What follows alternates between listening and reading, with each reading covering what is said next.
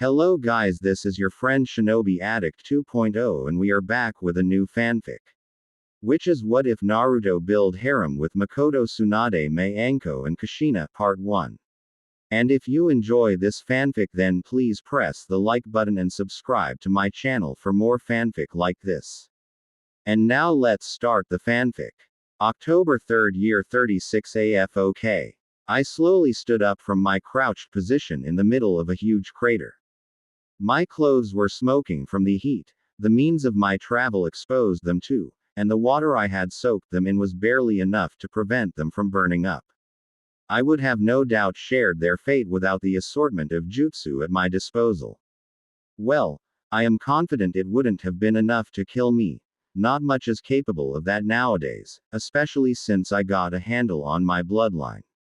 Still, recovering from third-degree burns across your whole body is anything but fun. The pain from suffering those injuries and then from healing from them was something I could do without. I gave my surroundings a short glance and was able to ascertain that yes, I arrived where I planned to.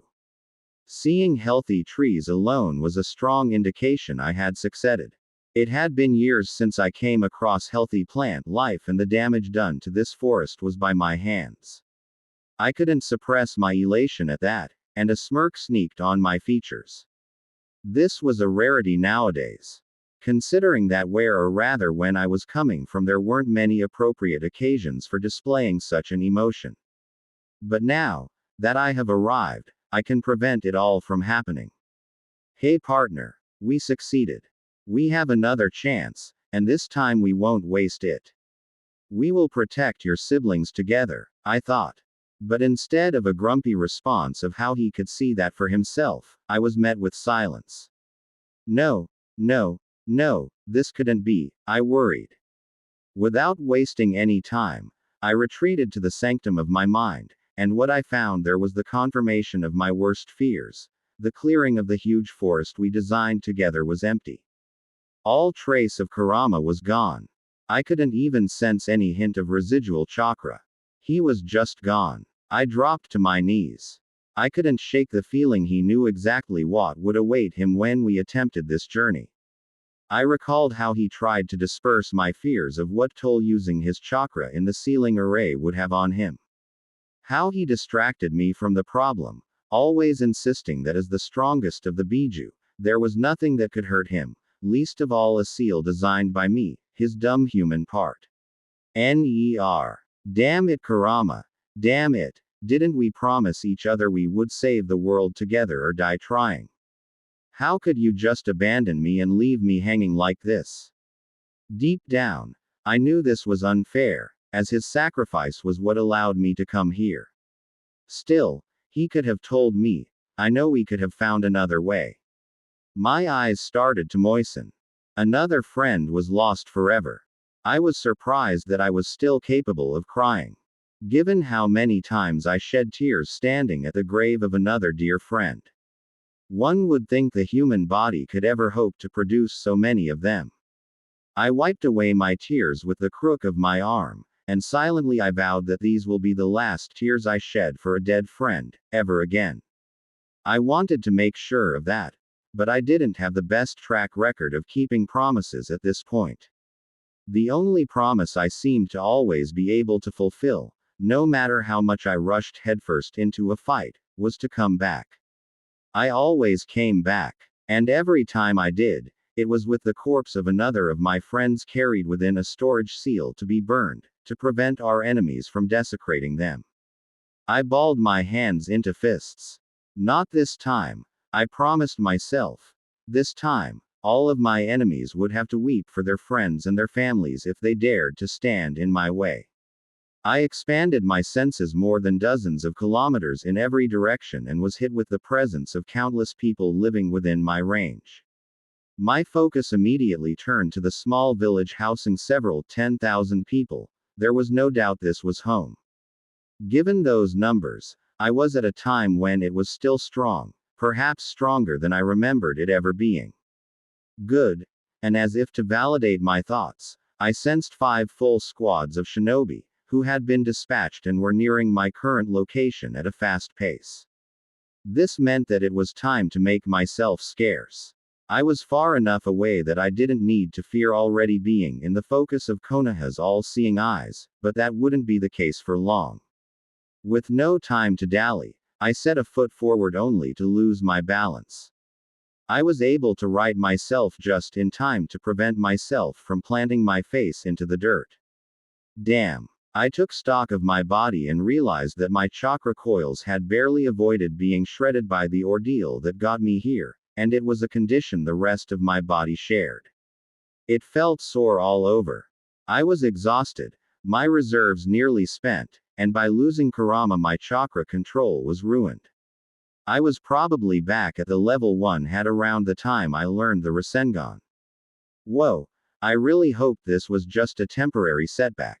I wouldn't want to spend months with an army of clones doing nothing other than increasingly more difficult chakra exercises to get it back to a level where I could use Iryojutsu and Genjutsu again. I would hate for all the time invested it took me to get it to a level that had allowed Sakura to be at her knowledge and jutsu into my head to have been wasted.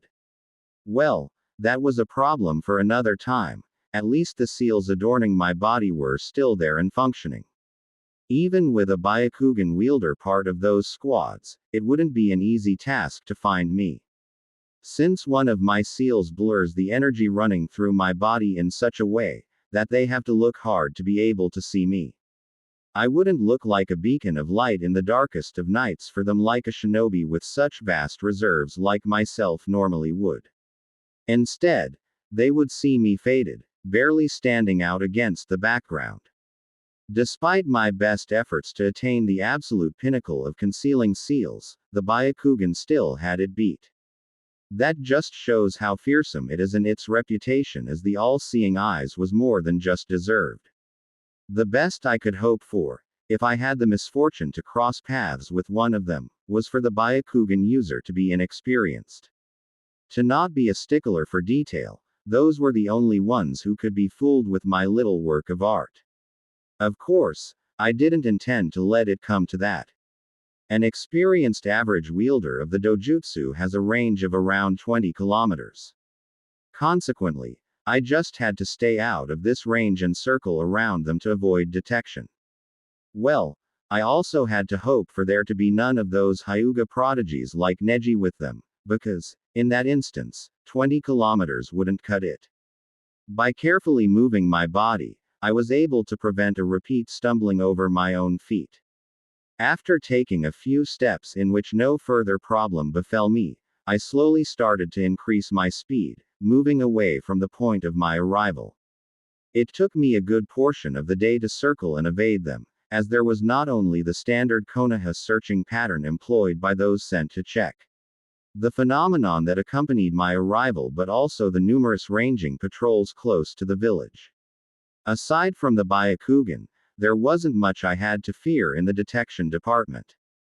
You couldn't be taught by one of Konoha's foremost tracking specialists without picking up the trade, especially how to avoid detection yourself. My scent was easier to mask than chakra circulating in one's body. With the extensive use of seals, neither the Inuzuka nor the Aburame could track me.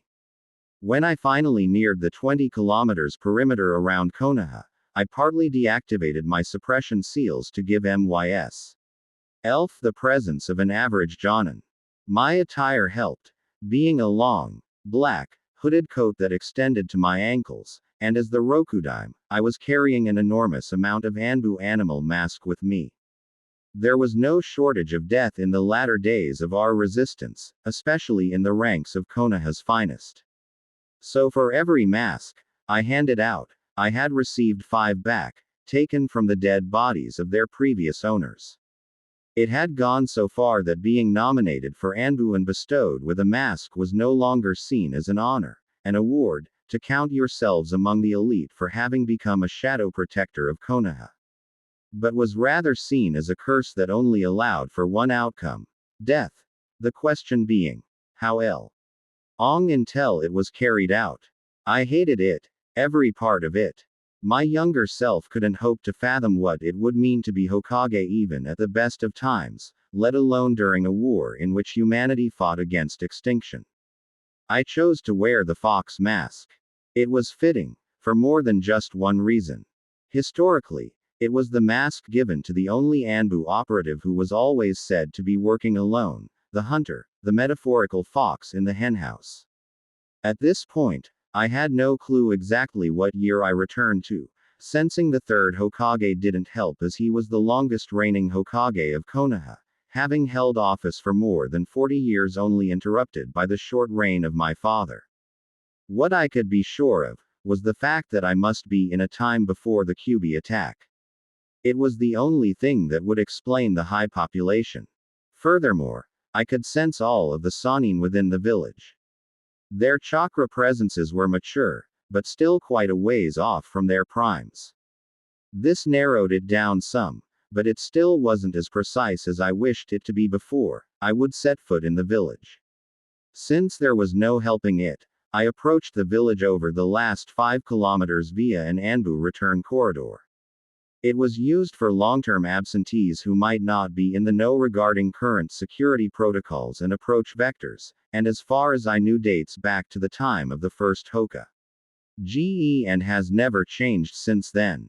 To be honest, this was a great security risk to be so careless with something like this.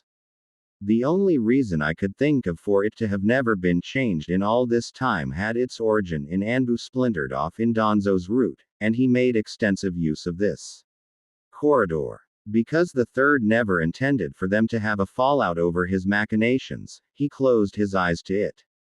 Well, I couldn't complain about it now since I was now profiting from it.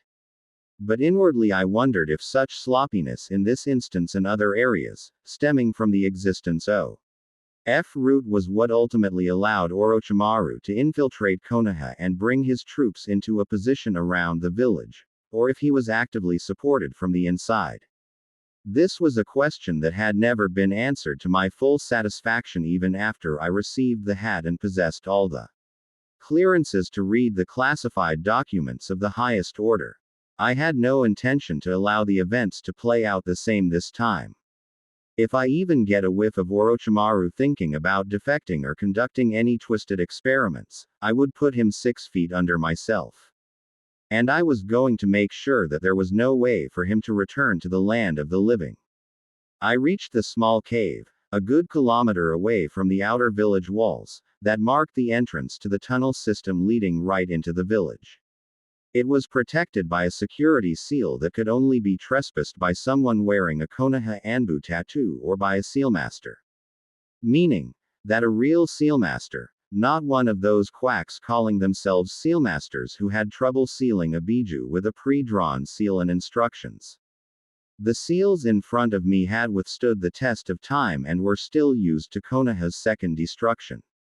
They had been crafted by no one less than Mito Uzumaki herself, the one and only Grand Mistress of Seals who ever set foot into Konoha.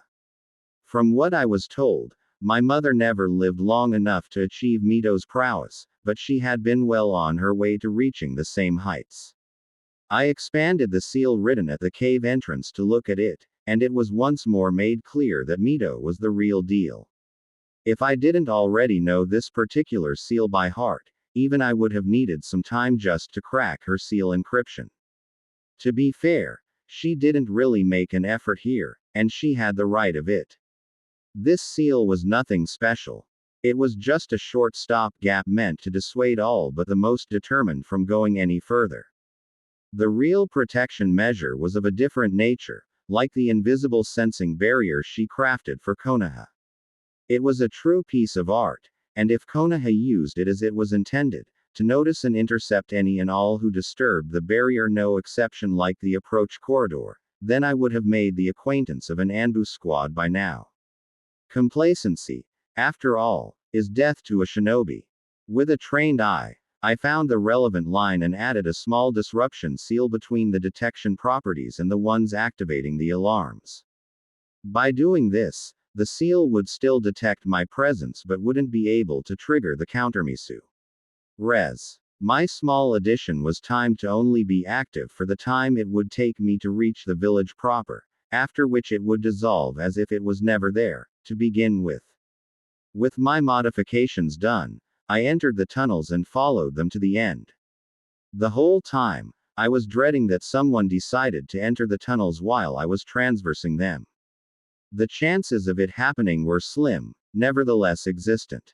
I wasn't keen on meeting the Hokage and having to explain to him why I saw it necessary to take out his shinobi. Convincing him about myself would be hard enough without such an accident occurring. I was in luck and reached the exit unmolested. The tunnel led to the basement of a well-frequented shop that mostly sold food. Since it was a huge shop full of shelves that turned the ground level into a real maze, nobody would notice someone slip inside the store from underground and leave it, even though said person never entered the shop from the street in the first place. I removed my mask, put down my hood, and slipped into the store unseen. At the moment, there was no shinobi present within, so I didn't bother to buy something to reinforce my cover as just another customer and simply left. As I stepped out on the street, my first gaze fell onto the Hokage monument, the three faces carved in stone. It was a nostalgic sight even though I had never seen it with only three faces, and I had to admit I had never seen my face right next to Tsunade either. By the time I was made Hokage, the mountain had been reduced to rubble for quite some time, and we had better things to do than cut someone's face in stone. I enjoyed the atmosphere wandering through the streets. The people were happy. There was no despondency, deep-seated fear, or mourning present in the faces of the people. I couldn't put it in words how I missed this, the children running circles around the people in the crowd trying to catch each other, the half-hearted reprimand when they ran into someone. I really enjoyed just allowing myself to float in a crowd of people not worn down by war and its effects, seeing people who still haven't lost hope and just continued to fight on because they knew nothing else. This was why I returned, why Kurama sacrificed himself, and I will damn well make sure it wasn't in vain. I wouldn't waste my second chance to protect this way of life. My determination strengthened further as I walked at an unhurried pace to the center with its tower overtopping all the other Bawil. Dings. I was contemplating resting up for a time until I faced the Hokage, but with my insurance in the form of a Hiroshin tag in place, far outside the village, I saw no need to postpone it. If the conversation should turn sour, there was nothing that could prevent me from just leaving. Even at my worst, they wouldn't be able to subdue me. Even with help from the likes of the professor, the village would have to pay a steep price for only attempting to do so. When I entered the building, none of the gazes that lingered onto me for any meaningful amounts of time escaped my notice. Nor did the stiffening of the more experienced shinobi in my presence, who no doubt recognized the subtle tells, that clearly spoke of my proficiency in the art of taking someone's life. The lack of a Konoha headband on my person did the rest. I had made the conscious decision not to wear one. Neither did I want to be approached by shinobi inquiring about not knowing me, nor did I want to make my affiliation public before I got the concession I would need to fulfill my goal. After all, for a long time by now, my fealty was not only to Konoha, and I wouldn't want to give away the only real advantage I had in my free agent status to the Hokage by wearing anything tying me to Konoha. If I couldn't get him to fear that I might take what I know elsewhere, he would hold all the cards, well, most of them. The third Hokage needed a few years of retirement and a constant reminder of his failures from looking at my face, the spitting image of his successor, to mellow out to the GGIK. New during my childhood. Accordingly, the Sarutobi Hiruzen of this time would be another person entirely. The faster I acknowledged that fact, the less it would hurt to confront him. I neared the Chunin manned mission desk, and sitting in front of me was a man, who was the spitting image of a young Uruka, sans the scars. His cheekbones, hair, everything was the same. There was no doubt in my mind that this must be his father. Naturally, I was shocked. I expected to run into some people I knew in my time or their close relatives and parents, but I never would have thought to meet him. I winced when my mind drifted to the last moments of my first teacher and had to suppress that particular gruesome memory. Is everything all right? He asked, concerned. Yeah. Sorry, I said. I was just somewhere else with my thoughts. What did you say? Could you repeat it? I asked, how might Konoha be able to help you? I'm not here to hire Konoha shinobi, I clarified. I'm here to offer vital information and my services to the village. Quote. He was speechless at my answer and was struggling to formulate a proper response. This isn't something that we can help you with, he finally managed to get out. I'm very much aware, which is why I'd greatly appreciate it if you could escort me to meet the Hokage. He, after all, is qualified to make such decisions, I pointed out.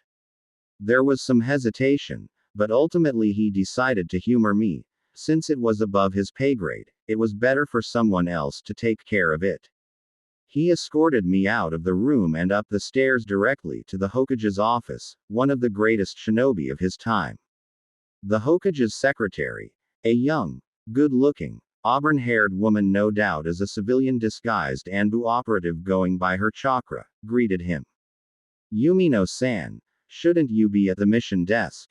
This man, he explained as he pointed behind himself at me, claims to have vital information and wants to offer it to Konoha. I see, she said while she scrutinized me with the gaze and experience of a seasoned shinobi. Allow me to announce why. Oh, you, Mr. Naruto, was my curt answer. She stood up from her chair and, after softly knocking at the large double door, slipped past the barely opening doors. We waited a lot longer than just announcing someone's presence should have taken.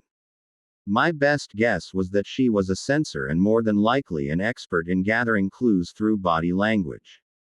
I wondered what she was able to glean from me. My musings were interrupted when the doors opened again, and the woman said with a fake smile. The Hokage is awaiting you. I turned to Iruka's father. Thank you, Yumino-san, I said to him and gave her a curt nod before I walked towards the still open doors, passing the secretary who remained standing next to the door frame, eyeing me warily the whole way. After I fully entered the room, she closed the double doors behind me. It was nostalgic, standing here, in front of the imposing desk with the Hokage sitting behind it. I could clearly remember the times I was summoned, after I pulled one of my pranks, to be reprimanded for it, during all of which Gigi, most of the time, was fighting an internal battle to keep up his stoic expression and not give in to smirking at my antics. A short roam of my eyes across the room confirmed that nothing changed in all this time he held office. The room stayed virtually the same. No additional effects were added from now to the time I first entered this room as a child in the arms of the man now scrutinizing me. However, the same couldn't be said about him. He was decades younger than I was used to, lacking the wrinkles of old age and the physical traces of a long and hard life. He was at the very peak of his prime and radiated strength with every pore of his being. Not many could hope to compare with him, the man I admired throughout my whole childhood, and it was a new experience to be looked at by the man with anything else than love and poorly hidden regret. I met his eyes, and the staring contest began. More than once, I had been at the receiving end of such a look, trying to weigh my worth, to measure me, trying to uncover my inner self. Most thought me wanting, well until the moment I educated them differently. After all, I wasn't the duped Konoha most surprising ninja for nothing. I ended our proverbial measuring contest by simply smiling at him. I could see how it left him flustered. Good. I needed him to take me seriously. I strode forward, my every step measured and exuding confidence, and I sensed the Anbu hidden throughout the room readying themselves to intervene, because they had finally started to perceive me as what I was, a potential threat to the life of their cage. Not that they could do anything about me if I were serious about killing him, but they didn't know that. I stopped my march a few steps away from his desk. We have to talk, Hokage-sama. Do we? He shot back, leaning back ever so slightly in his chair, playing up his fake mindlessness underneath. Things were different. I wonder about that. But humor me, would you? When I decided to come here, I didn't expect this to be easy, but this is way beyond the most difficult scenario I imagined. I was about to retort to get him to give up his overly guarded stance when the doors to his office opened. And inside stepped none other than the first Jinchuriki of the Kyuubi, Uzumaki Mito. I had no need to turn my head to know it was her. Even in her old age, her presence had an overwhelming strength dwarfing anyone else's in the village aside from my own. Even if I couldn't identify her by this alone, the faint presence of Kurama coming off from her would allow me to know exactly who she was. No matter how good she was able to conceal his chakra within her seal, I would always be able to sense him, and I had to say she did a really good job at that. I doubted there were more than a handful of sensors in the elemental nations who could spot her being a Jinchuriki, and this was an optimistic estimate, another attestation to her skill. What I really didn't expect to see was how her presence rattled Sarutobi. The previously displayed confidence was replaced with uncertainty and his authority with subserviency. I was baffled until I remembered that this was the wife of the first Hokage, and if she was anything like my mother, she would have made sure to get the pupils of her husband and his brother to submit to her authority one way or the other. He stood up to show her the respect she was due. Mito-sama, what can I do for you? I was on my daily stroll when the most unusual thing happened. I sensed the presence of a Uzumaki arriving on the outskirts of the village. It was faint, hidden, and disguised, but undoubtedly the real deal. So you might be able to imagine my surprise when this presence entered the village through a secret entrance and made his way here. This piqued my curiosity because I did not expect another messenger or delegation of Uzushiogakurti arrived during my lifetime. Well, so much for trying to hide my ancestry, but this might work out in my favor. However, seeing the narrowed eyes of the Hokage dissuaded me from that notion. He rounded the table and fetched one of the few chairs placed alongside the wall, to put it alongside his own behind the desk and offered it up for Mito to sit upon. Without a word, as if expecting it, she made her way to the chair. Because I chose not to show my back to Hiruzen, it took her stepping into my field of view to get my first glance at her from the corner of my eyes. She wore a milk-white high-collared kimono with a purple obi around her waist, with her long, bright red hair arranged in buns held together by hairpins and hair clips. She was old, far older than she had any right to be as an Uzumaki. She should have only reached the midpoint or less of her life when she transferred the Kyuubi to my mother at the age of 64, and since she was here, alive, she had to be younger. Was it the Kyuubi's presence taking a toll on her life force? After all, she became a Jinchuriki as an adult. As a result, her body didn't have sufficient time to adapt to it. This is why only children no older than 12 are used as Biju containers. The earlier they become a Jinchuriki, the better to guarantee the stability of the seal and the survival of the host. But if that was the case and Kurama had detrimental effects on her, no non-adult Uzumaki would have ever had a chance to survive it at all. It was, therefore, no wonder they only ever dared to use Uzumaki and then only those with the strongest and densest chakra to contain the mightiest of the Biju. Walking ever so slightly hunched over, relying upon a cane to walk. She reached her destination. Only then it struck me what it was that felt out of place as I watched the scene. Her cane made no sound whenever it touched the ground. Thank you, Saru-chan. Speaking those words, she took place on the chair and rested her cane on her lap.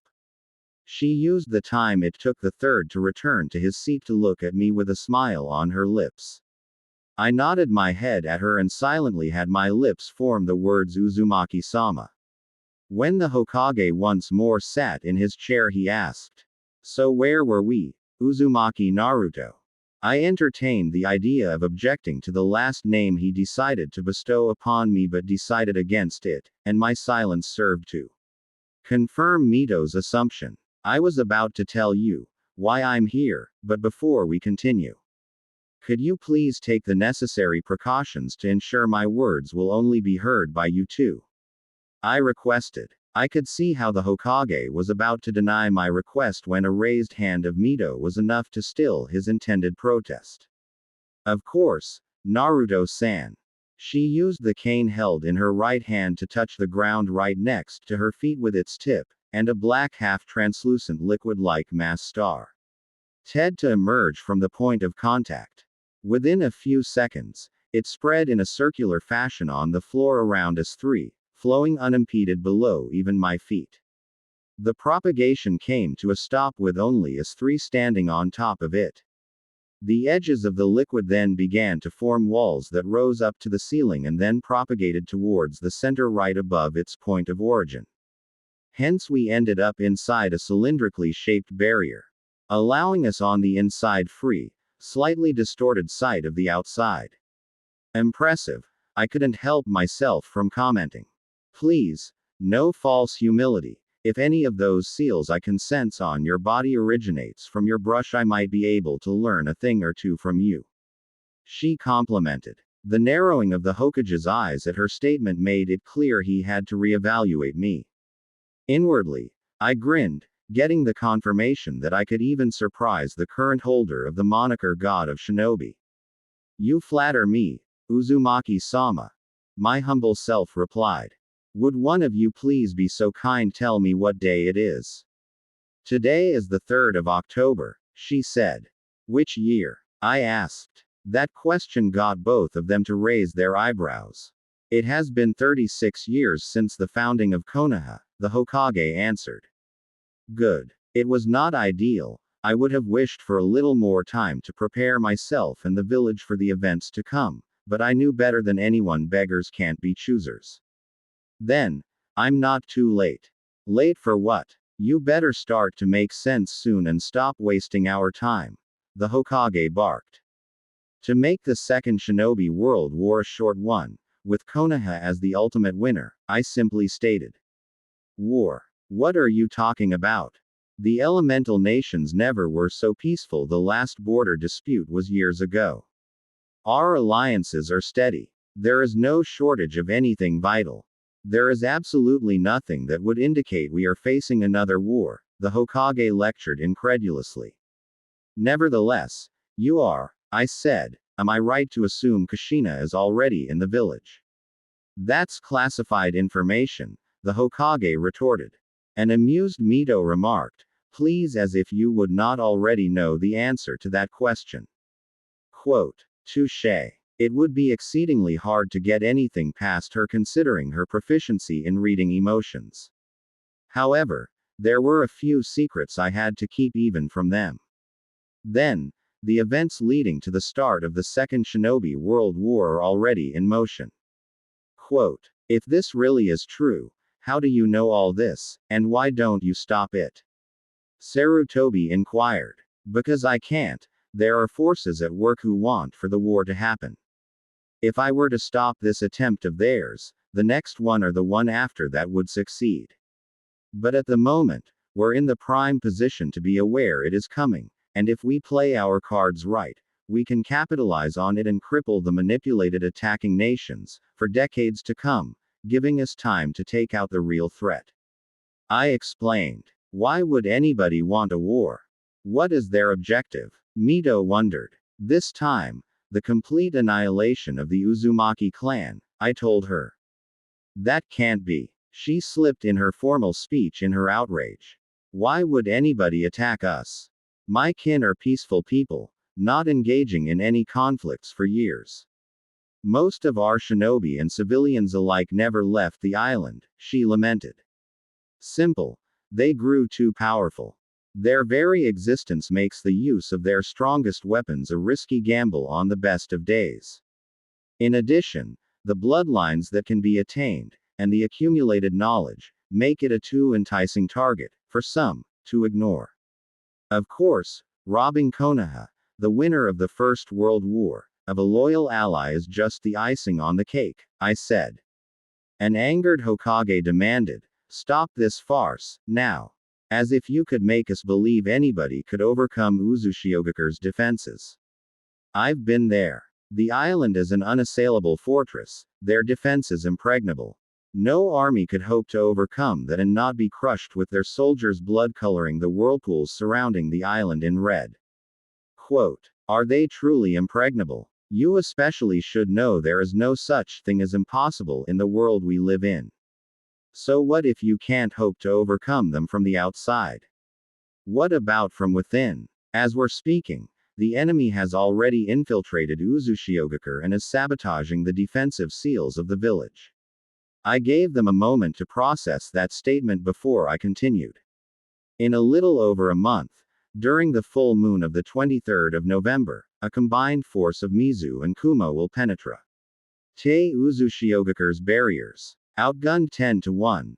Their leader, neither wanting to see all the clan's knowledge in the wrong hands nor his kin captured and bred for their bloodlines, will take drastic measures and attempts to summon the Shinigami himself. A gasp escaped Mito at that point in my narrative. The Uzushiogekure forces will be sent to buy him the required time, with the 9 swordsmen leading the charge at the invading troops. The invaders will pay dearly for their audacity, but their numbers, with the elite of the Kumo and Kiri in the vanguard under the command of the second Raikage, just couldn't be stopped. Their eventual death won't be in vain.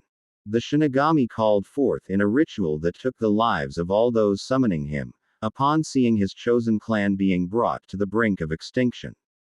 He accepted the spilled blood of the Uzumaki as payment to exact bloody vengeance on their attackers. An unbelieving scoff escaped the Hokage. A glance of Mito's was enough to silence whatever retort might have been on his tongue, allowing me to proceed uninterrupted. This resulted in the majority of the invading forces, those who made landfall, being killed, and the island was cursed to kill every instance of life on it until the day the Uzumaki would one day return. The few survivors, armed with the 7 swords they took from Uzu's fiercest defenders, will meet up with the remaining Kumo and Kiri forces, who gathered in hot water country right at the borders of fire country to invade it. Quote, Mito blanched at my recollection of events I read in a history book about the downfall of Uzushiogekure. What about Konoha? A worried Mito sitting tensely in the front of her seat stammered. By the time Konoha will be informed of the attack, it will already have been in progress, and the fall of Uzu was deemed inevitable. Therefore Konoha decided to send a fast-formed relief contingent to reinforce its borders. The history books will later note that there were no Uzumaki survivors, only the handful who were away from the island at that time survived it, I dryly informed them. That is preposterous. Konoha would never abandon an ally. Sarutobi scoffed. Not even after being told by a trusted source that there's nothing to be done. After all, with Kushina already in the village, the Uzumaki had nothing else of value left to offer. Isn't that right, Hokage? And a Jinchuriki with split loyalties is a dangerous thing for any village to have. Better to take out the competition and ensure unquestionable allegiance. I noted accusatorily. The barely contained anger boiled over in my counterpart. A balled fist lashed out at my last insinuation, and a mighty blow descended upon the desk, separating us from each other and destroying it. With a speed most Jonin wouldn't have been able to follow. He was on me, a kunai drawn, moving in a straight line right for my throat. The weapon never reached me, held back by chains conjured up from the sitting Mito, stopping the third in his tracks. Enough, Saru-chan, Mito ordered.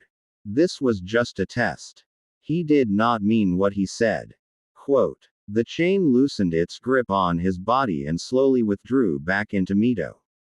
I bowed my head. I'm sorry, Sarutobi Dono, but I had to be sure you weren't part of this conspiracy that will lead to the downfall of Uzu. Quote, conspiracy. All I've heard are baseless accusations and the prediction of a made-up future, which has no basis in reality. If it should have escaped your notice, I'm the Hokage. and all the shinobi of this village only answer to me, and I gave no such order to sabotage Uzushio nor to aid anybody in attempting it. Are you absolutely sure about that? I probed. Every shinobi in the village only answers to you. Are you suggesting I don't know what's happening in my own village, that someone is working behind my back? Quote. I'm not suggesting anything. No. Then let's stop playing games. You've something to say. Then say it. Stop mincing words. I really was contemplating doing exactly that, but I knew it would get me nowhere. On the contrary, given how this conversation has gone thus far, I'd be lucky if he doesn't warn Danzo about this. Should I name him as the one conspiring with Kiri and Kumo? No, this wasn't going to work. Gigi was still friends with Danzo. I had to present irrevocable proof. Nothing short of that will get him to believe me. I'd like to do nothing more, but I know the current you wouldn't believe a word I say, which is why I'll refrain from doing so. To be honest, in your position, I wouldn't believe me either. The only thing I can ask for is for you to keep an open mind and at least prepare for the eventuality that I'm right. You've over a month to get your shinobi in their peak condition, so I'd suggest you schedule training exercises. Should I be wrong, you lose nothing. But if I'm right, this might give you the edge in the upcoming war. Surely that can't be too much to ask. If you are right, training exercises alone will not be enough to save Uzushiogakur, and do not think I did not notice you evaded answering the question. Oh. How you know about all of this, Mito stated. Where I'm from, this knowledge is ancient history. Mito's eyes widened as she started connecting the dots. It was no wonder. In order to become a sealmaster, you needed a vivid imagination. I was born as Uzumaki Naruto on October 10th, in the year 50th after Konoha's founding, and come from the year 68. That's impossible, the Hokage remarked dismissively. Wait, if all you said is true and you are born as an Uzumaki with the clan gone, who are your parents?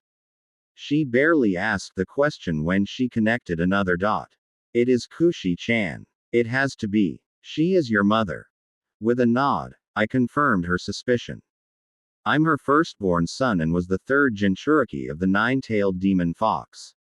Quote. That cannot be. She closed her eyes in meditation and spent a good minute in that position only to suddenly open them wide in surprise, only to utter the word, impossible.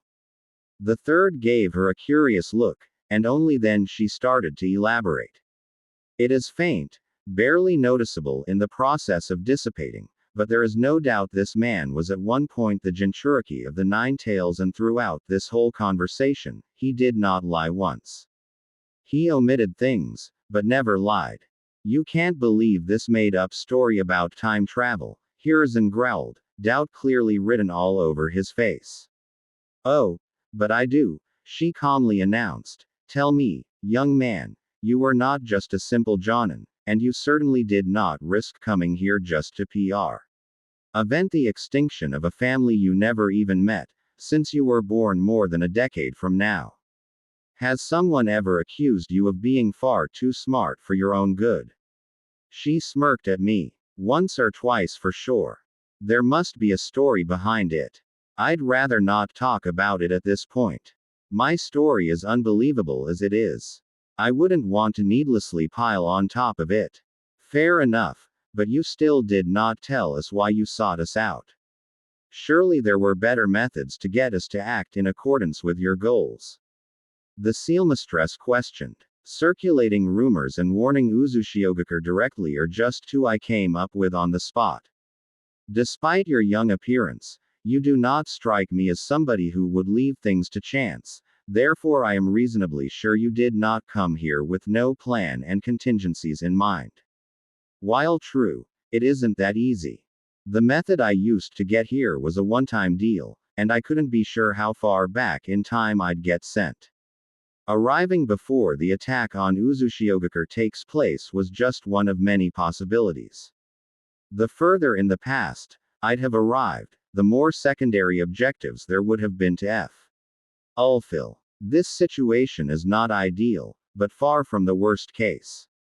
I will make it work either way. She contemplated my words for a moment, without a doubt trying to put the pieces from my cryptic responses together in order to get the whole picture. But that is not all, is it? There is something you need, something only Konoha can provide you with, and I do not think it is the means to end this war faster. Definitely not armies, those you could have gotten from every major village, nor tools. A sealmaster of your caliber can create anything you might need yourself given time, so what is it? What do you really need to fulfill your quest? She wondered aloud with her head tilted. After all, you cannot make me believe it is about a simple war. You are not here for something trivial like that. You are trying to prevent something far worse, and to do that you need the Kyuubi, I said. That's not gonna happen. Sarutobi shouted, not being able to avoid noticing Mito not agreeing with his decision. You can't seriously consider that. Why not? She asked. He freely offers to become a Jinchuriki to carry that burden. And make no mistake, it is one. I was one of the few lucky ones since barely anybody is aware of my status, but that does not mean that I am blind, Saru-chan. I read the reports. I know how Jinchuriki are treated. And you cannot be as naive to think the population of Konoha would be any different. Fear would be the driving force, and humans that fear, especially if they can fall back on a group that no longer requires them to think for themselves, are own to do the most stupid things. I can't be sure, he mumbled demurely. But it will never come to that, he said, convinced. We agreed to keep her status a secret as we did with yours. Yes, you did. But how often does reality bend to someone's wishes? There is always the possibility of the secret coming out, and it increases with the difficulty of the mission Kushina has to undertake.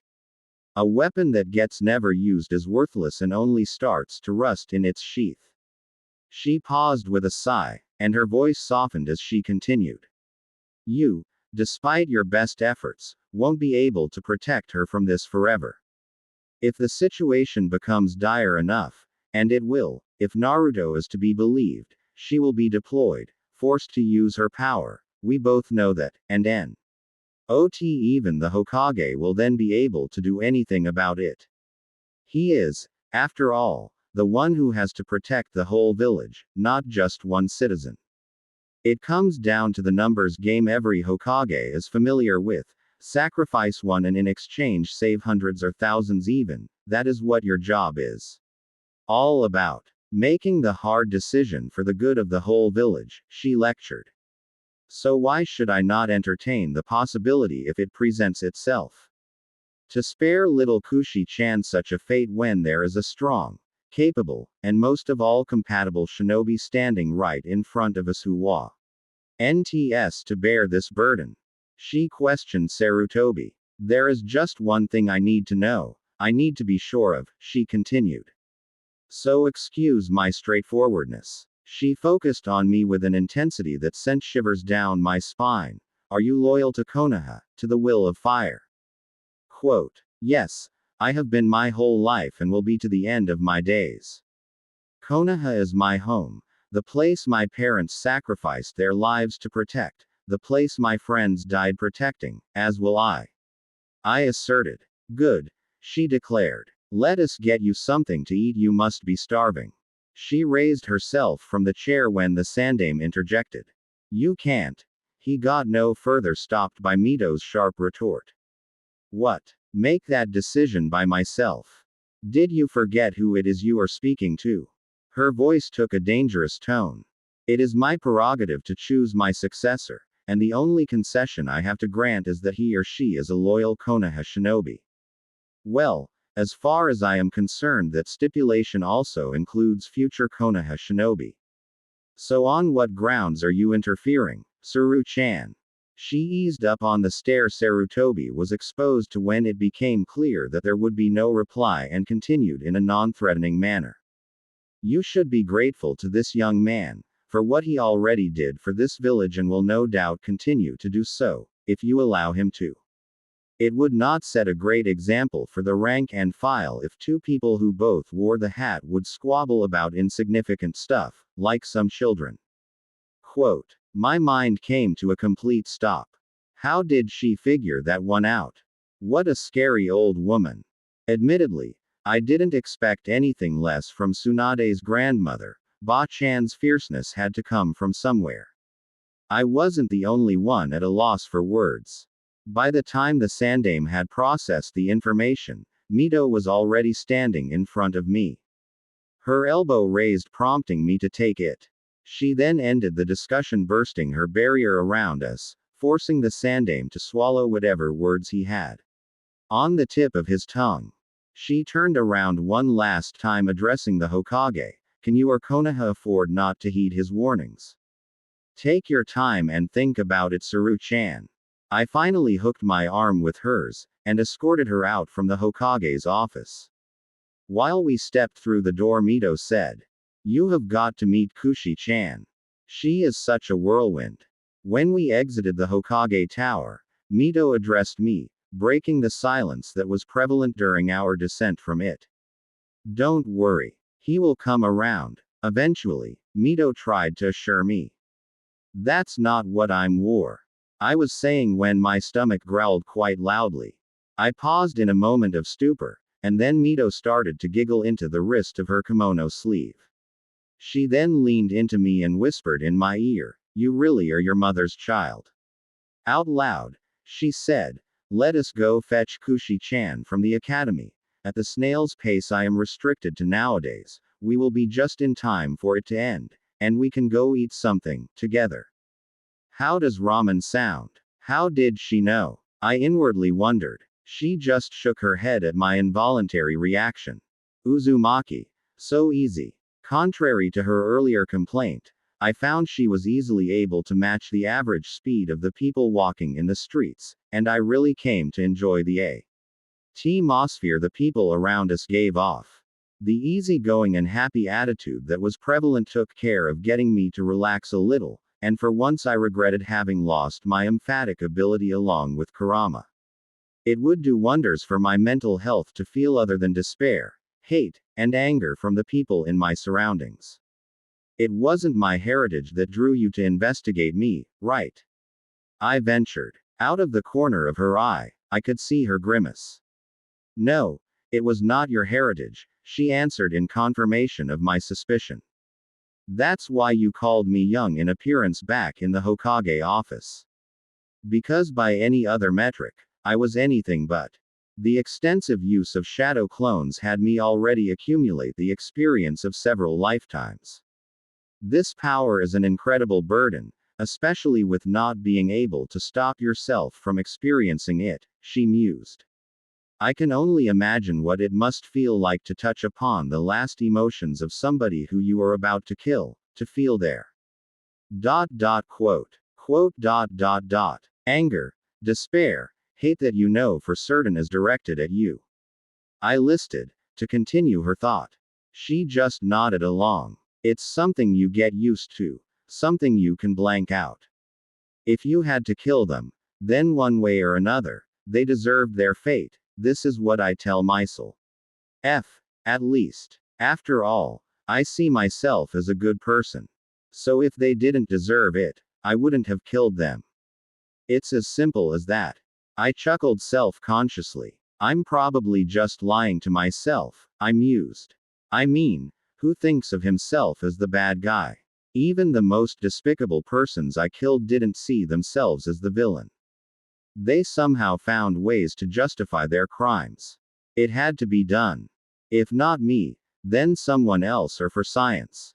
Those were just the most prominent excuses I came across, and I'm sure somewhere along the line, I've justified killing someone using the same excuse. She used us walking arm in arm to give me a reassuring squeeze and took my hand in hers. At first, when you notice doing it, you call yourself out on it. Force yourself to be better, to uphold a code. Once you're past a certain point, you just stop caring. It's a slippery slope, one I doubt someone in our profession can ultimately escape, but you might be able to stretch the time until You succumb to it, I ruminated. The lucky ones end up dead themselves before it can become an issue. However, it's an undeniable truth no one can escape from. By killing people, you're slowly killing yourself bit by bit. But that's something we've to learn to accept in this profession. My regrets about the empathic ability began to surface. The worst part of it all, what you never can shake off, is feeling the disappointment from your friends when you were just a tick too late to save their lives. It's never a prominent feeling. It's overshadowed by the regret at dying, by the love they feel for people close to them when they remember the good times they shared with them, just before their eyes close for the last time. Except, lingering under all that beneath the surface, you can feel it, the silent accusation that it was your fault. An involuntary shudder at remembering the feeling ran throughout my body and made me pause for an instant. In response, Mito just squeezed a little tighter, telling me that I wasn't alone. It mocks you, your weakness at allowing it to happen, you're unwillingly confronted with your worthlessness, that your best just wasn't good enough. Sensing it once you can manage to endure, to suppress it, but the problem is that it starts to pile on. The next time you sense this particular feeling when a friend you grew up with is bleeding out in your arms, you're hit with the memory of every single instance you came across this particular feeling at the same time. It starts as a splash of water, then turns into a raging tsunami trying to crush you under its weight and drag you down into an inescapable abyss. Listening to me, she suddenly just stopped and pulled me into a hug. I didn't know how long we stood there embracing each other, but when she released me from her arms, I had tears in my eyes. I felt like the weight of the world I was carrying on my shoulders just got lighter by several orders of magnitude. Thank you. I didn't know how much I needed that, I admitted. There was a lot left unspoken. Especially the fact that going through those emotions I essentially forced them onto her with no way out. Standing this close to me and in direct contact even, she must have experienced them with the same strength as if they were her own. Anytime, my boy. Pretty pathetic. Huh, from the boy who set out to save us all to have a mental breakdown in the middle of the street, I lamented. Quite to the contrary, I have yet to meet someone with a stronger mind, and anybody else, I can assure you, would have shattered into 1,000 pieces with just a tiny fraction of what you had to contend with. Do not waver in your belief in yourself, Mito declared. If you think you can no longer trust your judgment, trust mine, for I am believing in you Uzumaki Naruto, to do the right thing, to do those things that are necessary without crossing the line. You don't know what you are talking about. Please, I was not always as ancient as I am now, and there were numerous battles I followed my dumb husband into, and you of all should know with the curse that we shared, how why it is to get to know someone better than oneself by utilizing it. I swallowed hard at her rightful reprimand. I'm sorry. Don't be. One of the self-imposed tasks of us fossils is teaching the young ones how to behave. She hooked her arm with mine again, and we resumed our walk. I could hear her complaining under her breath, if it would be just as easy with everyone. We reached the gates of the academy shortly after. The school must have just ended because most of the young pre-genin hopefuls were standing around in the courtyard, either greeting their parent who came to fetch them or huddled together in groups animatedly talking to each other. There were a few exceptions, with some of the children already leaving the premises on their way home. Some of those walking alone had a longing in their eyes when they saw one of the other kids in the embrace of their parents. These most likely were orphans. I could sympathize with them. No kid should grow up without their parents. Unfortunately, it was one of the bitter realities of the shinobi world that, at some point, you run into someone better and die for it. Still, from what I could remember from the first few years of my life, living in an orphanage, those children deserved better than what little they got, especially if their parents gave their lives in the service of Konoha. Knowing that Danzo had recruited most of his shinobi from there when he couldn't blackmail a clan to give up one of their own made me wonder if the bad living conditions they suffered might have been by design. To allow him to pressure the children and caretakers alike to accept his generosity. After I have taken him out this time around, I will have to look into that. Perhaps I could get my hand on funds to alleviate the worst of what they had to endure. My eyes had no problem making out the only redhead in the crowd of humans scurrying around, not that I would have needed them to find her. Sensing the energies her body produced, the chakra at her disposal, the quantity, and especially the quality was something else. It was as expected of a Uzumaki slated to become a Jinchuriki. She, on the other hand, had problems locating us due to her short stature. It was no surprise, with her being half a head shorter than most of the children in her vicinity. The adults mixed within the crowd only exacerbated the problem.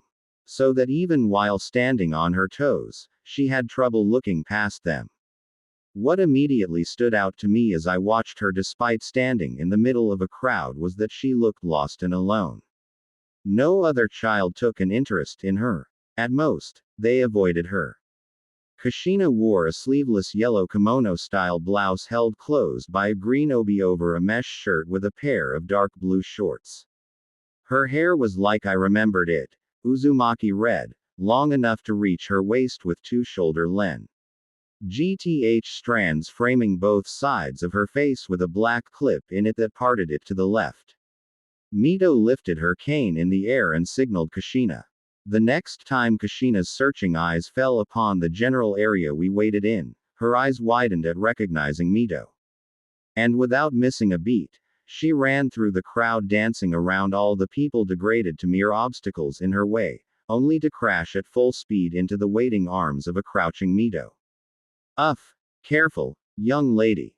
One of these days, your exuberant enthusiasm will be the death of me, Mito grouched to the little whirlwind while they separated from each other. Nope, said a smiling Kushina while popping the pea. Not gonna happen.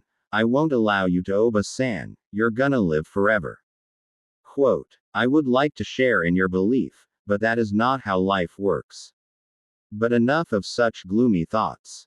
There's someone I would like you to meet. With a soft touch on her shoulder, she turned Kushina my way.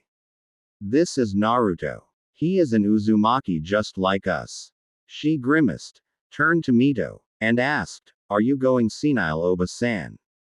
There's no way he is an Uzumaki with that piss blonde hair. Before the surprised Mito had any time to respond, her head was already facing my way again. You better apologize for tricking my Oba-san and then crawl back into the hole you came from and hope we never meet again, or I'm gonna punch the living shit out of you. Whiskers, she threatened, and I could swear her hair started lifting itself up in the air in a menacing manner. Inwardly, I was amused by how she tried to defend her family. Outwardly, I feigned a fearful gulp. If she was anything like my younger self, laughing at her while she threatened me would sour any and all future interactions I might have with her. After all, we Uzumaki are known to hold a grudge. In addition, I really saw no need to worsen the first impression she might have gotten of me by mocking her. She seemed to have scarcely any positive interperson relationships as it was. The expression she wore amidst the crowd was of someone who desperately needed a friend above all else. I would know I was greeted by the same face for many years when I looked into a mirror. Mito placed a hand on Kushina's shoulder to forestall her charging and attacking me. Kushi-chan, calm down. What did I tell you about attacking strangers for no reason? Not to, she more asked than actually stated. But, this guy can't be an Uzumaki. He has blonde hair, she adamantly argued. While you are right, the typical Uzumaki indeed has red hair, Mito conceded and inspired a smug look on Kushina's face at being affirmed in her statement. Not all necessarily possess it. There are cases where one parent of a child did not have red hair, resulting in one of their children not having it either. It is a rare occurrence. Nonetheless possible. Just take your Aunt Tsunade, for example. she is my granddaughter but also does not share the color of my hair, and neither did her mother. It didn't seem to have fully convinced her, because she narrowed her eyes at me, which I interpreted as a silent message. I accept it, for now, but I'm watching you. I sighed and reminisced about the numerous times I have been told by people that I was difficult as a kid. Preposterous. Seeing Kushina's expression, Mito couldn't hold in her amusement and hid her giggle behind her hand only to suggest, let us go. You can resolve your differences over something to eat. Ramen. Kushina hopefully asked. Only if you promise to be nice to Naruto. He came all this way to visit his Uzumaki kin living in Konoha and does not deserve to be treated this way. Since he will be living with us from today onwards, you better start to get along with each other. The Uzumaki matriarch warned. That revelation had Kushina speechless. Mito then bent down and whispered into Kushina's ears. If you show yourself on your best behavior, he might even stick around, and you might be able to persuade him to become your Oni-san. Quote. This was by no means enough to prevent somebody, with senses as sharp as mine, from hearing every word.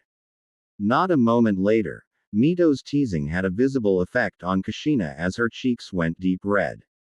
Combined with her round chubby face and the red hair, I could understand why she was duped. Tomato in the academy. So, Mito asked Kushina with a raised eyebrow.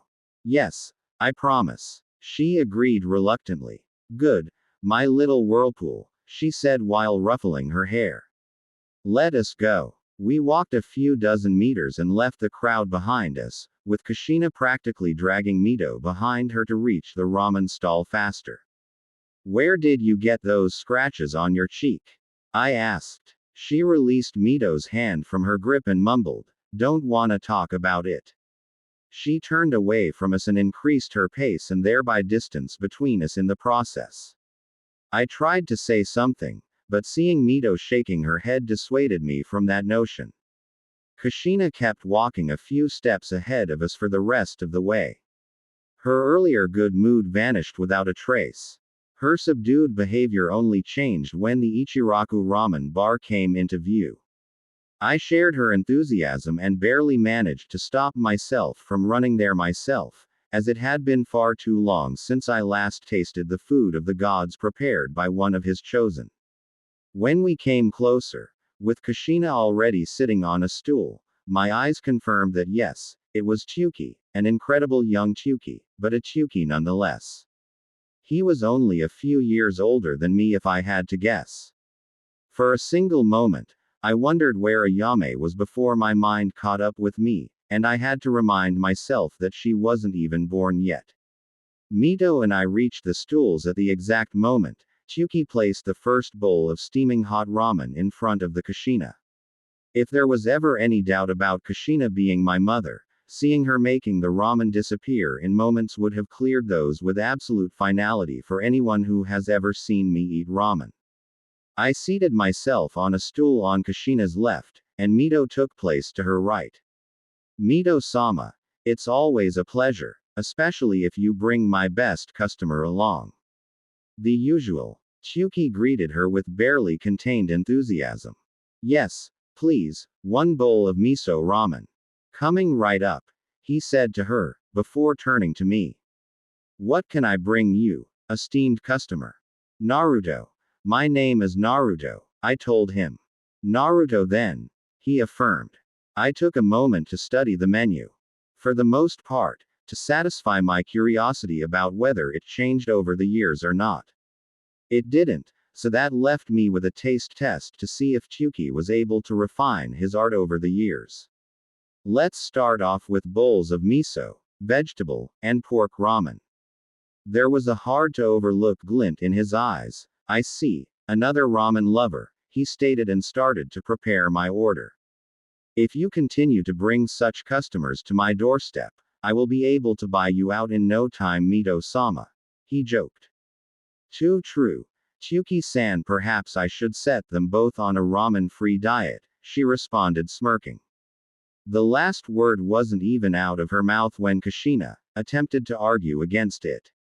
Instead, She inhaled the noodles in her mouth and had a coughing fit. This naturally wasn't nearly enough to prevent her from glaring at Mito while she was trying not to suffocate. On more than one occasion, she wasted the breath she managed to get into her lungs with great difficulty berating Mito, which only resulted in another coughing fit immediately after. While I shared her sentiment, I really thought she should evaluate her priorities. But who am I kidding? Bleeding out wouldn't have stopped my younger self from doing exactly the same. You okay? I asked her after she finally recovered.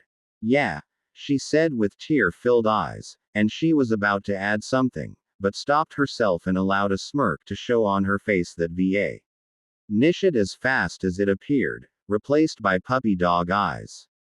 Naru ni-san, you've to help your Imouto-chan. You can't allow Mito Oba-san to take away my ramen. I need my ramen. It's the only food possessing the necessary nutrients to power a growing Uzumaki kunoichi. Please, you've to help me. There's no way I can survive on rice, nor is it able to bring out the true Uzumaki greatness. She really seemed desperate, and I was always weak to crying girls, even when I should have known better than to allow them to me into making promises. Sure. I'm on your side. I won't allow your Oba-san to withhold your ramen. And Uzumaki should never be separated from the food of the gods, after all.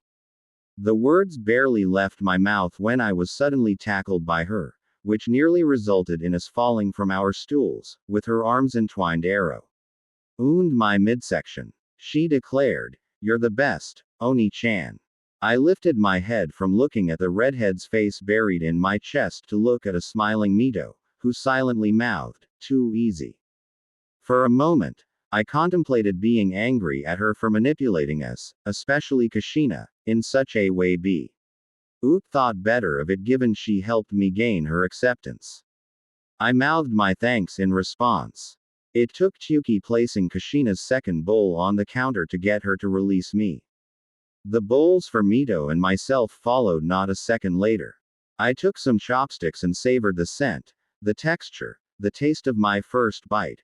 Oh my god, was it good to be home. I missed you Ichiraku ramen. In the blink of an eye, I emptied it to the last drop. As I placed the bowl back on the counter after drinking the broth, a wide-eyed Kushina was staring at me, so I gave her a questioning look. You're fast, but no one can eat ramen faster than me. She proudly declared. Care to put your money where your mouth is? I challenged. She smirked, hit the counter with her open hand and exclaimed. Keep it coming. Tsuki-san, someone has to be put in his place. At the other end, Mito shook her head smirking. Oh my, oh my. Quote. Tsuki relentlessly presented us with bowl after bowl. It took 10 servings until Kushina finally admitted defeat. I had to admit she came close after finishing the 11th bowl. One felt sated myself. With some effort I could have managed one more at most. It seemed like years without ramen reduced the number of bowls one could eat in one sitting. It was a shortcoming I would have to overcome to get back to my old level in order to avoid being beaten by a squirt. Mito paid for us. Thank you. That's too generous, Tsuki said as he bowed to her. I wish you a good day, Tsuki. Mito rose from the stool and was about to walk away, when she noticed Kushina slumped down on her stool, her head placed on the counter, groaning and looking sick. Come on Kushi-chan, time to go. I can't. My tummy hurts, and moving hurts even more, Kushina whined. That's what you get for challenging the best. I quipped. PFF'd. Next time I will beat you, she declared, only to shrink back on herself with pain-contorted face holding her tummy again. In your dreams, perhaps you might. Out here, in reality, no way, not in 100 years, I scoffed. Well, in that case, you leave us with no other choice than to leave you behind, Mito remarked. That might teach you to eat with deliberation and not to stuff yourself beyond the point that you see. And walk, young lady. Please, can't you just carry me? She begged. Kushi-chan, I am an old woman. I am lucky I can manage to reach my destination on foot without having to rely on others. How do you think I could manage to carry you? Mito stressed. And in the case, you have not noticed, it has been quite some time since you were a baby. For a few seconds, they just stared at each other in a battle of wills, until Mito relented with a sigh and said, "Perhaps your Oni-chan might be willing to carry you." Quote. Kushina shyly looked away, refraining from commenting. Instead of waiting for her to come to a decision, I walked up to her stool and knelt right next to her. "Come on, Kushina-chan. I'm gonna carry you home," I offered. "Don't wanna," she protested. "Well, it's either that or having to stay here waiting for the food in your tummy to be digested." "Your call," I said. Reluctantly, she wrapped her arms around my shoulder and allowed me to give her a piggyback ride. Mito, watching this closely, couldn't contain her mirth. Even Chuki had trouble keeping his amusement to himself. This got both of them a glare from Kushina, who, to her displeasure, found that she was unable to get them to stop. To not get on her bad side, too, I started walking. If I remembered right from the old plans of Konoha that predated the Kyuubi attack, the Uzumaki compound was located next to the Senju compound, and since Mito didn't see it necessary to correct my direction, I probably was right in my assumption. The trek back to the compound was a silent affair, with Kushina sulking on my back. The only stir she made was when she saw academy kids in our vicinity. Her grip got tighter. Her legs around my hip contracted, and she more than once attempted to look away to hide her face or bury her head in my neck. Something wrong, Kushina-chan? We can take a break if you're uncomfortable. I wondered about her peculiar behavior. No, everything's just fine, she hissed. Is it? Then why are you gripping me harder at irregular intervals? You aren't in pain or something, right? I asked. If so, I can take a look at you. Don't. Keep walking, she ordered. Okay. I relented. She finds it embarrassing to be seen by kids from the academy while getting a piggyback ride, Mito explained. Oh. I faked understanding. There's no reason to be embarrassed about that. On the contrary, think of it as a service provided to you. Nowadays, only princesses and children below a certain age get to enjoy being carried around. Quote. I'm no princess, she hissed. Well, are you sure about that? I asked. If I'm not mistaken, your father was the son of Uzushiogakura's leader, a position comparable to a daimyo, which makes you a princess. You know what? I think I'm gonna call you that from now on. I'm no damn princess. I'm gonna be a kunoichi, the best there is, and then I'm gonna become Hokage. She animatedly declared. Hokage. You set your goals high. I like it, and I'm sure you will be able to fulfill your dream just fine. You really think so? You aren't making fun of me? She doubted my words. No, of course not. I'd never dare lie to a beautiful girl like you, I remarked. Unhand me now. She suddenly raged while at the same time she was trying to wiggle her feet free. Surprised at her reaction, I set her down. What's wrong? Did I say something wrong? I asked, baffled, my eyes darting between Mito and the nearly crying Kushina as I kneeled on the ground. You jackass, she bellowed. Don't think I don't know when I'm being made fun of. What are you talking about? I meant every word I said, I stated. Liar. She screamed and charged me. Her first right punch was easily avoided by moving first my head, then my body out of the way. Because of her miss, she stumbled and momentarily lost her balance and interrupted what she intended as a flurry of blows raining down on me until she regained her balance. Her second attack consisted of a right cross aimed at my chin, which in my kneeling position was exactly at the correct height for her to reach without overextending herself. Given her stance, it was clear she intended to follow it up with another punch. Still confused about what I did wrong that prompted such an attack and concerned about her exerting herself like that when she couldn't walk a few moments ago, I decided to Oh, end this fast. I leaned forward directly into her, which resulted in her punch sailing through the air behind my head. I then embraced her tight to my torso and stood up so that her feet left the ground, hanging uselessly in the air. My left hand was wound around her torso under her shoulders and my right hand around her thighs to take away her ability to kick me somewhere no man wants to be kicked. Kushina struggled to the best of her abilities. But without any real leverage, she was unable to put any strength in her attacks. They hailed down on me, delivered via small fist, onto my back. Her onslaught continued for far longer than it should have taken her to notice its futility. During all of this, I tried to soothe her somehow, which only yielded results when her anger slowly subsided. With every punch she threw, she turned from an angry, all-devouring maelstrom into a sobbing mess. You're just like all the others. Making fun of me. I'm not beautiful. Everybody says so. I'm just the tomato. I knew she was bullied. She had told me herself back in my time, but I never thought it was that bad. She seemed so strong, and the way she described it, how she pummeled everybody who called her that, I just somehow assumed she was above it. But I should have recognized nobody attacks someone else for no reason over things they don't care about. I should have noticed the bravado in it, how she tried to hide the hurt, remembering it must have caused her. Never again. Now that I was here, nobody was going to hurt her again. I would make sure of it. I'd never make fun of you, and who says you're not beautiful? They clearly don't know what they are talking about. How could there be anyone who doesn't find your crimson red hair beautiful, who isn't enticed by your laugh, or drawn to your willfulness?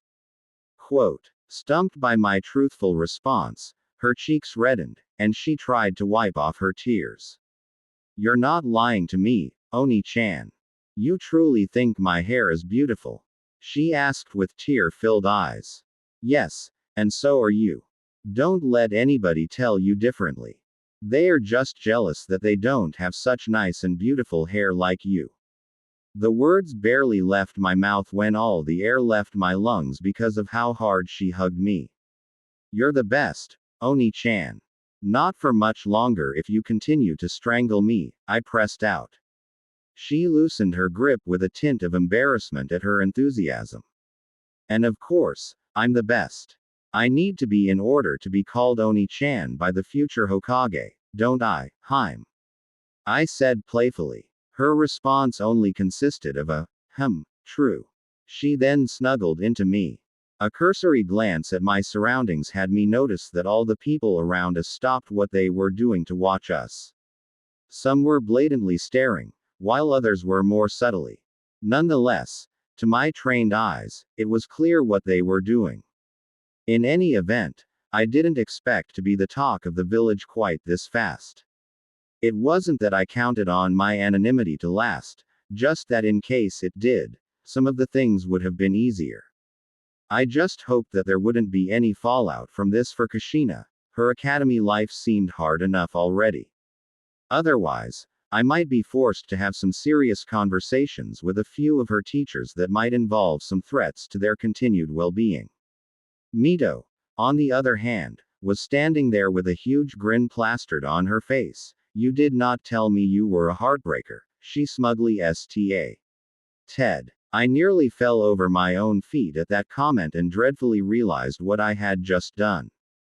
Didn't Mom tell me she fell in love with Dad when he complimented her hair, and when I did the same, she said I was the second person to do that, and she loved both of them. Shit, did I just change the events in such a fashion that they might never get together? I decided to ignore this possibility for now, if only for my mental well-being.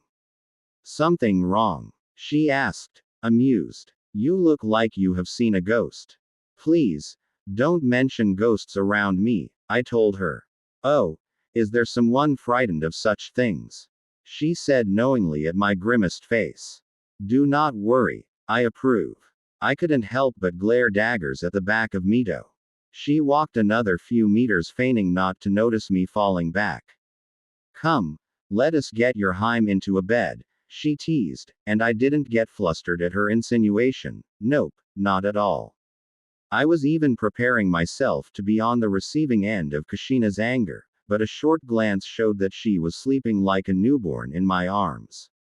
The food, physical, and mostly emotional outburst must have been enough to exhaust her to such a degree that she was out like a light the moment she see old snuggle onto something. Mito was right on one thing: Kushina had to be placed in a bed, which is why I continued to follow her and tried my best to ignore her giggling. I didn't want to know what scheme she was cooking up in her mind. I just hoped it didn't involve me in some fashion. It took us another few minutes to leave the developed center of the village until we reached the surrounding forest, still well within the outer walls. We stopped at a small stone gate embedded into a stone wall that extended for quite a stretch left and right of it. The occasional Uzumaki spiral carved into the stone left no doubt of this being the Uzumaki compound. It was great to finally get to see it with my own eyes. Since the Kyuubi rampage destroyed it entirely, and with no adult Uzumaki remaining in the village, no one had seen a need to restore it to its former glory. I couldn't fault them for it. There were other more pressing matters to attend to in the aftermath of the attack. Still, I always regretted only being able to see what it looked like from the few pictures that Tsunade still had lying around. Mito turned to me and requested, "Give me your hand." I put out my hand, careful not to wake Kushina, and with a practiced motion, Mito removed a senbon needle from her hair and pecked my index finger. "Owa!" I exclaimed. "You baby," she taunted. "Wait here a moment." She then laid her hand on the handle of the gate, and it opened for her. Immediately after she stepped through, the gate closed right behind her. I could make an educated guess, for what she needed my blood, which is why I allowed her the extraction in the first place. After witnessing Hidan and his particular set of skills, I had become rather paranoid about my bodily fluids. In other words, I went to great lengths drawing more than one seal on my body capable of rendering anything leaving its confines inert unless I consciously choose otherwise. It was a necessary precaution, after all. Hidan was an idiot. The possibilities his ability opened up for an assassin were unbelievable, killing someone half the world away by only getting a hand on some of their blood. He could have killed half of Konoha in an afternoon if someone had provided him with the blood samples stored in the hospital. And instead, he used it to torture people standing in front of him for his twisted god. Mito returned a short time later. "You are now allowed to enter the confines of the compound," she said. I thanked her, and she escorted me along a narrow paved path through a small forest, which cleared out after a few hundred meters on a small hill with an unobstructed view of an enormous villa in the center of an immense garden. I could identify every kind of vegetable, fruit, and herb imaginable growing in it. There even was a small section designated for flowers.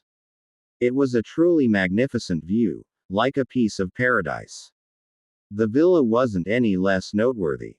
It was a 3-story building built entirely out of stone, consisting of several wings surrounded by a wall. Behind the house, I could make out a small lake and couldn't keep myself from being impressed. This was idyllic, peaceful even. It sure was a stark contrast to the small flat I called home and spent the majority of my life in. Mito led me to the front entrance and opened the door for us. She took off her shoes and placed them in the allocated space. She then proceeded to do the same for the still sleeping Kushina held in my arms. I followed her example and followed her on the tatami mat floor. Kushina's room is on the second floor, the room to your right after ascending the stairs, she said, and I nodded to her in understanding. When you have laid her down, come back downstairs, so I can show you your room. The little bit I saw from the inside of the villa turned out to be even more amazing than the already great exterior would let one assume. This house was a dream come true. Kushina's room not so much. It had more resemblance to a nightmare. Having opened her room with my elbows, I thought of myself standing in the middle of a war zone. Scrolls, scrawled on paper, dishes, and clothes were spread throughout the entire room. I was confident my 6-year-old messy self was tidier than her, probably. I skirted around the things lying on the floor, which was not too dissimilar to evading traps, and finally reached her big futon. With my left hand, I folded back her blanket, slowly put Kushina down, and tucked her in. "Sleep tight," I whispered. I turned around and was about to leave when I noticed my foot got tangled up in something. I lifted my foot and removed the offending piece of fabric from it. I was about to place it back on the ground when my mind caught up with my eyes and identified it as a female undergarment. Instantly I threw it away and left the room behind, as fast as possible while my mind went places.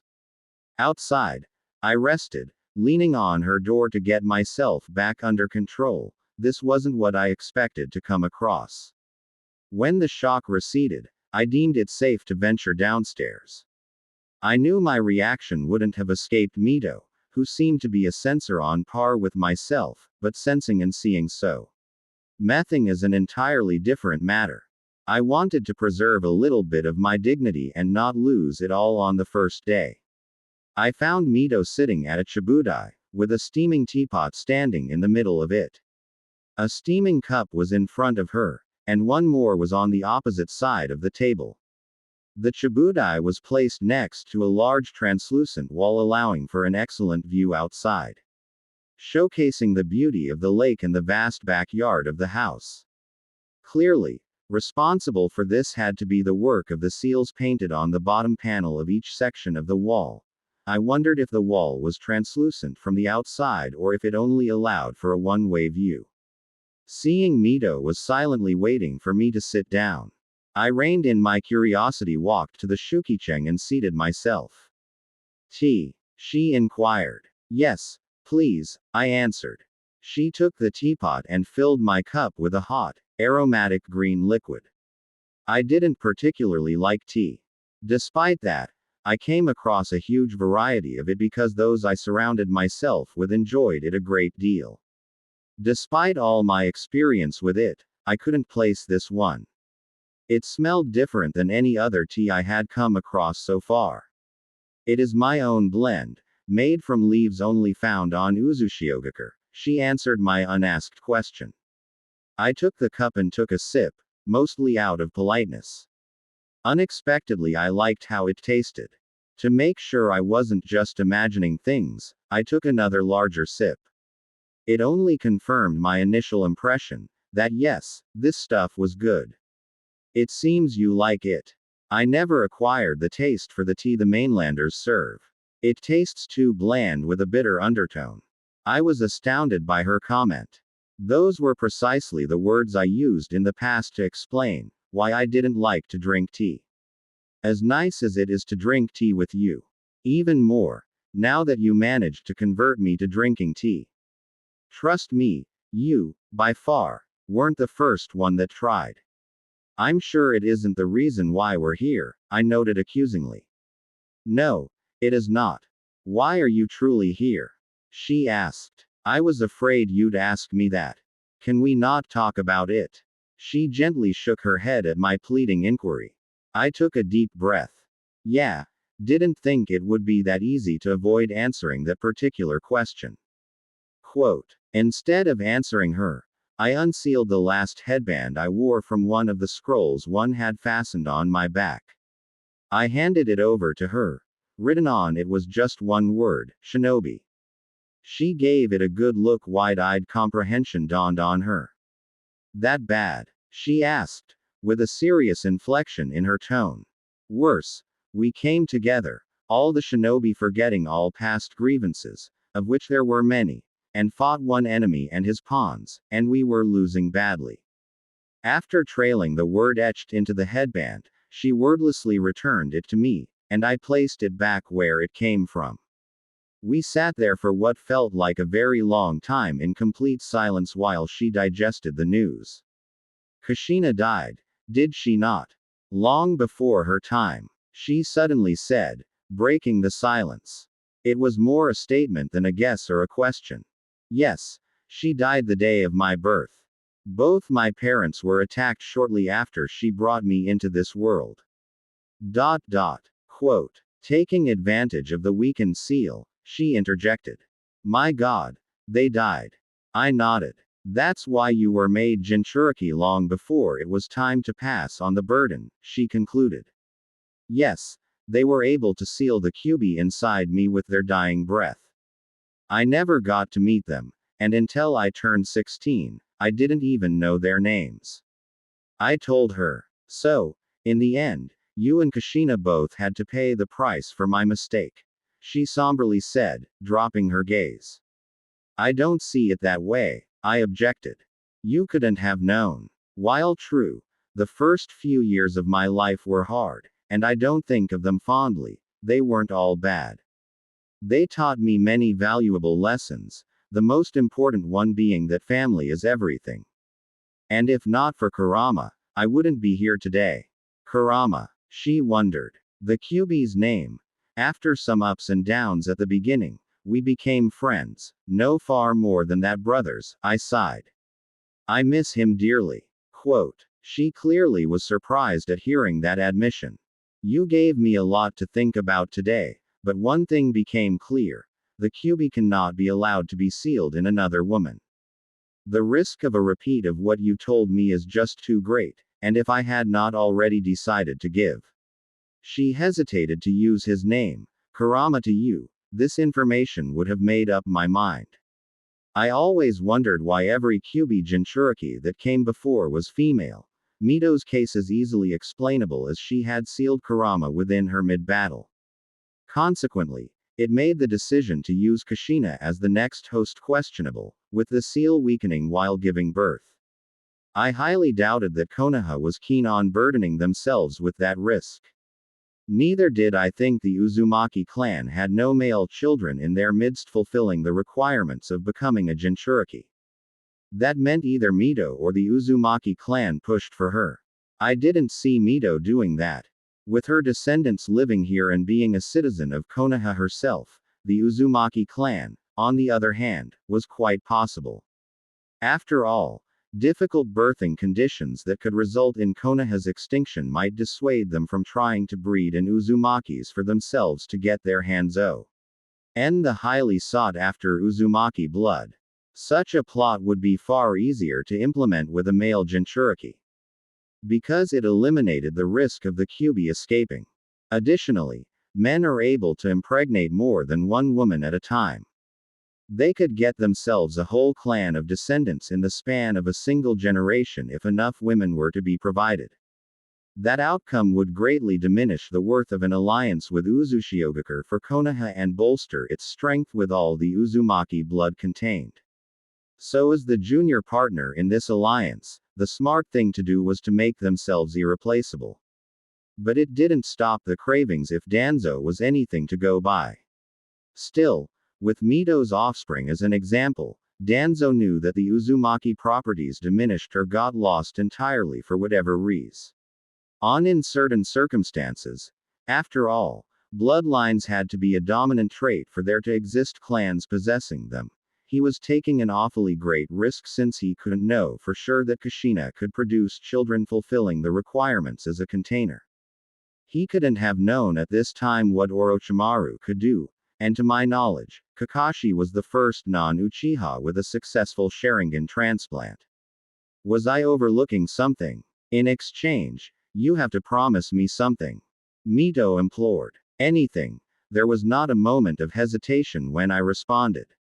When I am no longer around, promise me that you are going to take care of Kushina. She is too young to live on her own, all alone. Suna-chan comes around all too rarely these days, she noted with regret. I will. You have my word on that. Kushina will be taken care of. She is family, after all, and no one hurts my family. I vowed. Even having never met another Uzumaki, you are cast in the same mold as the best of us, she said. You mentioned Tsunade.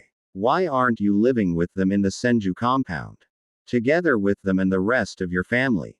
I asked. My question elicited a pained expression on her face. She lamented. Oh, I did. This whole compound was erected just for appearance's sake at the start and to house Uzushiogakure dignitaries when they were visiting Konoha, but after Tsunade's parents died, especially her mother Mai and Hashirama's only child, I could not bear being there any longer. Every item in our house only served to remind me about them. I felt like living in a house of the dead. It was suffocating and so very painful. I knew precisely what she was talking about. There was not a day that could go by when something reminded me of what I had lost. So one day, I just grabbed both Tsunade and Nawaki and moved here with them. We lived here until late last year, shortly before Kushina was expected to arrive. Suna-chan and Nawaki moved out. Suna-chan justified her action by saying she didn't want to impose on the hospitability of the next Uzumaki clan head. Quote, that didn't sound like the Tsunade Bakan I remembered, I thought to myself. Of course, it was just an excuse. She knew why Kushi-chan was sent here, and to say she is of two minds about it is an understatement. Then again, she knows Kushi is kin, family even though distant, but her arrival will herald my death, the only other person she considers close kin aside from her little brother. She, in a certain sense, sees Kushina as the one ultimately responsible for my death. The one, taking away her grandmother from her. She sighed. You have to understand she suffered greatly during her childhood. She saw everybody around her die, her closest family just gone, starting with her grandfather. In her mind, she knows the truth, that if not for Kushina, someone else would be sent and that ultimately it is not Kushina's fault. But sometimes, it is difficult to have your mind prevail over your feelings. The sad thing in all of this is that Kushi-chan is the victim, wishing for nothing else but to have a sister in Tsunade. But she is not allowed to simply because Suna-chan is insisting on keeping her distance. Although they aren't that different from each other, both could benefit from a closer relationship. If only to fill the hole in their hearts. She paused for a moment. Something that hopefully might be possible, with your help. As she gave me a melancholic smile. Well, she was right. If I was to be the next Jinchuriki that would get Kushina out of the line of fire and instead would put me in it. It wouldn't be the first time I had to change Tsunade's behavior for the better, so this might be for the best. I drained the cup. I will do my best. Tsunade Bakan deserves nothing less, I said.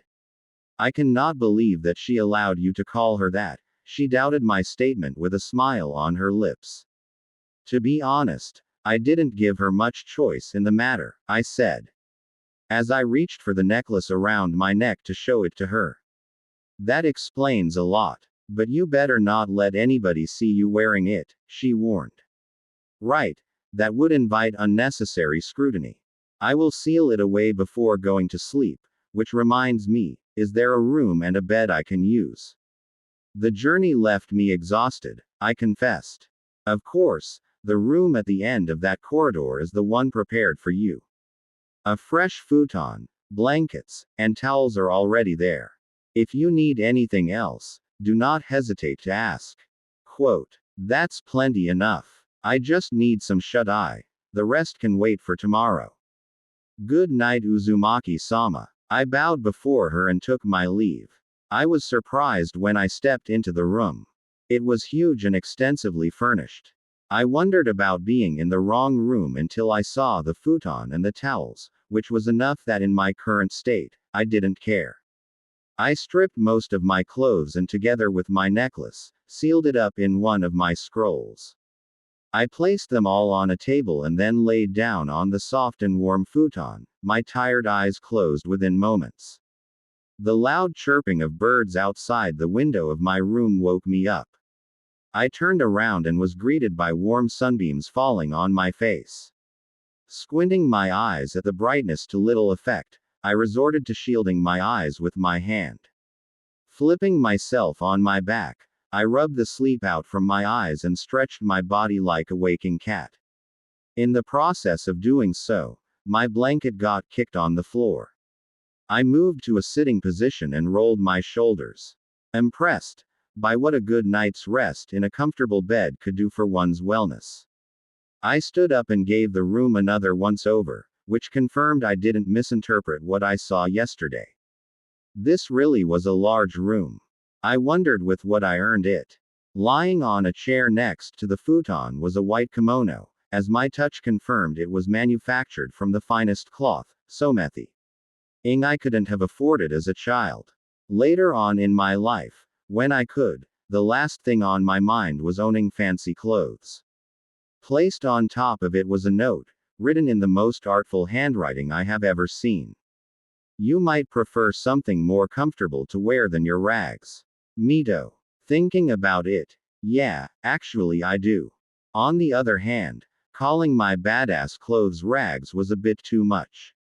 For just a moment, I considered ignoring those clothes merely to show how awesome they were, but thought better of it. I no longer was an obstinate child, so I should sta.